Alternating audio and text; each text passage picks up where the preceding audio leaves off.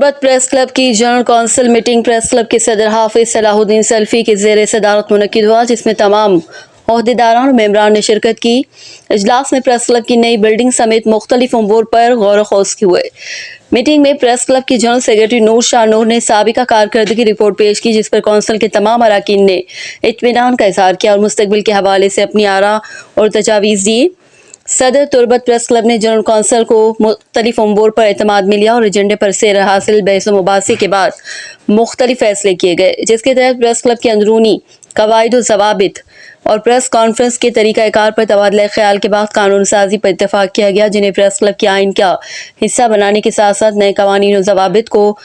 تمام سیاسی، سماجی، مذہبی، طلبہ تنظیموں اور سول سوسائٹی کے لیے یکساں لاگو کیا جائے گا، اور ان سے یہ امید رکھی جائے گی کہ آئندہ پریس کانفرنس یا پریس کلب میں سرگرمی کے لیے وہ ان کو فالو کریں گے۔ پریس کلب کے عہدیداران اور ممبران نے پریس کلب کی نئی بلڈنگ کے تعاون کرنے پر ان تمام سیاسی شخصیات اور اداروں کا شکریہ ادا کیا، جنہوں نے پریس کلب کے لیے راہ ہموار کی اور اپنی استطاعت کی حد تک تعاون فراہم کیا۔ اجلاس کے بعد صدر کی جانب سے پریس کلب کے تمام ممبران کے اعزاز میں ظہرانے کا اہتمام کیا گیا۔